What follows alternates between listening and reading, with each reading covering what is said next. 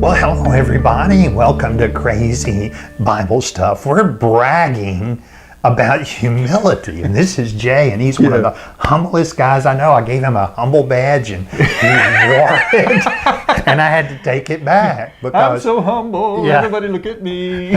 oh Lord, it's hard to be humble. It is. Let's write a book, How I Became Humble, and you can too. When you're wasn't that a lyric? When you're perfect in every way. Yeah.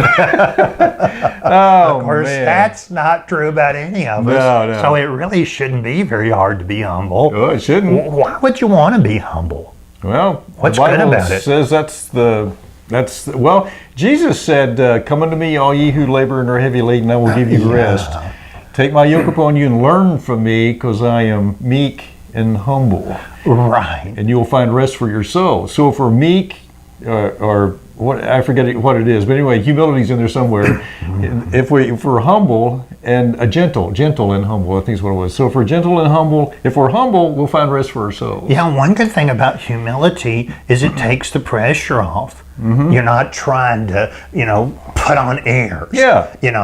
I mean, if you're trying to be something you're not, man, that's hard work. Well, it is. And You got to keep this facade going on.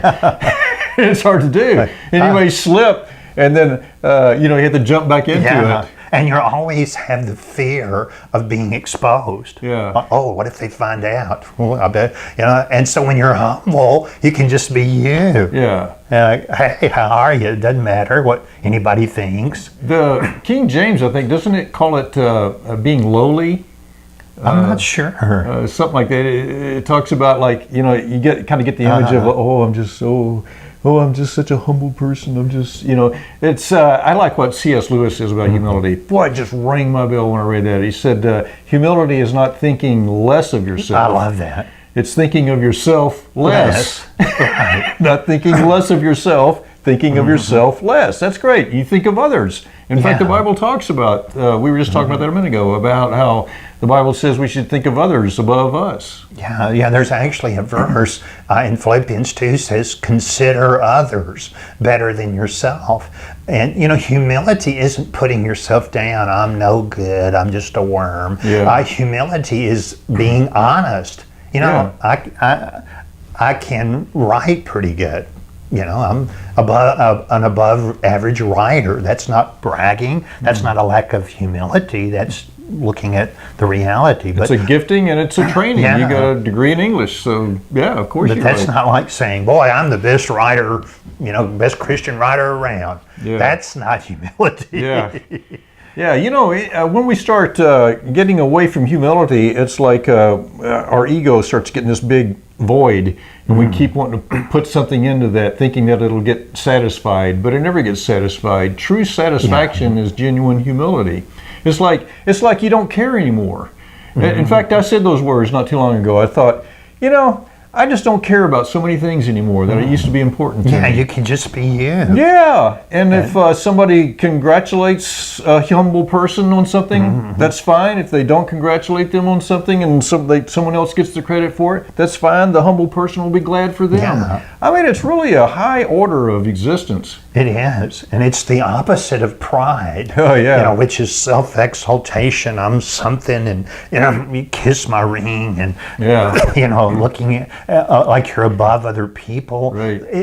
Pride moves into a hierarchy. And most organizations, human organizations, operate from hierarchy. But Jesus said, in the body of Christ, you're not to lord it over the way the Gentiles or non-believers to do, but the greatest shall be the least. Yes. And that means not just in attitude, that means being a servant, humbling yourself, and that frees you, again, because you don't have the pretense. Right. You can just be you. It's like the old song, I Gotta Be Me.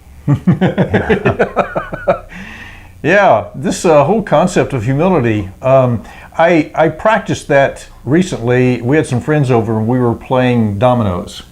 And so I thought, okay, I'm not going to care about the outcome. I'm not going to get excited if I see that, oh, I can go out now, and then somebody blocks my chance to go out, and I go, ah!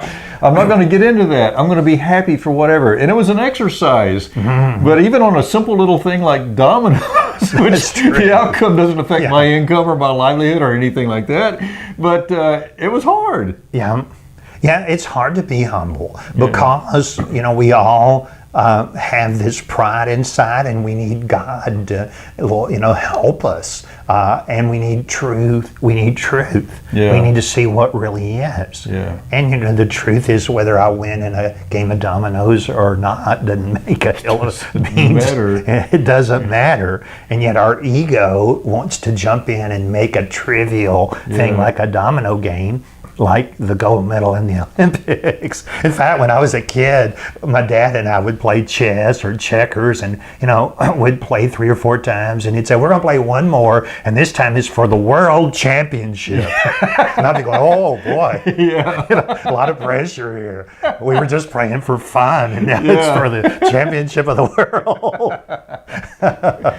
But that's a bit, moving into exaggerating and getting things out of proportion. And the truth is, you're made in the image of God. What more do you need? Boy, I had a challenge recently on this humility thing, and really getting into it. In our Sunday school class, we were doing little lessons on the 12 apostles. And so they had a book, and you were to pick out an apostle and read it, and then add to it as you want, and then give a lesson. In our Sunday school class, we pass the teaching around. Everybody has a chance to teach. So I was asked if I would teach one of them, and I looked through there, and James was available. I thought, well, I don't know much about James. I don't think there's a lot written about him, so I'll do James. And I did it, and the book was really good, and I pulled some other stuff out. I did this presentation, and about 3 weeks later, this lady who had not attended that class, and I forgot to check it off. She picked James and did the lesson. Nobody remembered that I had done it. And I tell you what, I was having trouble with my feelings not getting hurt. Right. And I'm thinking, well, really, I mean, no one can hurt my feelings. It's just a matter of my pride. I'm pouring pride into my ego when that happens. Right. And if I act, then I'm pouring arrogance into it. So the ego is just the ego. It's like your toe. It just exists. And it's what you do with circumstances determines how you're going to settle with the concept of humility in your ego. Yeah, it's basically humility is just accepting I am who I am. Yes. I'm me. I don't have to try to get my self-esteem from some other source or how people perceive me. But if your self-esteem, if you let it come from God, that He made you in His image, and you're a child of God, if you're an alien, as we've talked about in the past, if you've been born from again and made a child of God, then that should be plenty self-esteem. Absolutely. A lot of scriptures on on humility. One of my favorite is God resists the proud, but gives grace to the humble. Right. And with that and a reason to try to, get a handle on this humility, what else do you need? It took a lot of me speaking, like, blessing this person, and I'm glad that people learned from her. And it's okay that they forgot everything that I said. and just speaking it. And a lot of times I find that if I speak things and speak blessings and praises and stuff on people and try to elevate them, it's not that I'm diminishing myself. It's just that I'm not buying in. I'm pushing pride out of my. I'm trying to, pride's trying to get into my ego, and I'm just like, no, my ego is just my ego. Get out of here. Just be happy for that person. Yeah, you're not letting that affect your self-esteem. Yeah, but it's a struggle sometimes. Yes. Because the world, like we talked about with aliens, our alien nation, our alien mindset, if we let God rule our lives, well, we can get into that, and it's a kind of a supernatural thing that we do. But if we just succumb to the drawings of prideship that we find ourselves in the natural world, then it's easy to get sucked in and start looking for things to fill that void in your ego. Yeah, one of the great ways to cultivate humility, it's kind of like growing a tomato. No matter how intelligent you are, how educated, you can't make a tomato. But Yeah. you can put a seed in the ground and cultivate it and let it grow and give it the right fertilizer. And if you're a patient, pretty soon you'll have a tomato. And the same as humility, you have to cultivate it. And one of the ways to cultivate it is to stop resisting humbling circumstances. So if something happens, like a lady speaks on the same topic you did, and they don't even remember that you spoke on it, Yeah. which is kind of humbling. Like, oh boy, I made a difference. Instead of saying, well, how dare they not remember me, and getting upset, and instead you just say, well, Lord, thank you for an opportunity to learn humility. Yeah, Yeah. exactly. And embrace it. Exactly. And it's choosing against the flesh, against your desire, and my desire would prefer to be recognized instead of being ignored. And so when you're ignored, instead of fighting back, you're just like, Lord, thank you. I was meditating on that, and I was getting that good, warm feeling of contentment with the Lord, and started thinking about that. And it's almost like Jesus and I just started laughing out loud. It's so funny, nobody would remember that. I did something similar to that once. As a young pastor, actually it was my first church, and I preached like 6 weeks, 6 Sunday mornings and Sunday night. And after about the 6th Sunday morning, I was just like, nobody's paying any attention.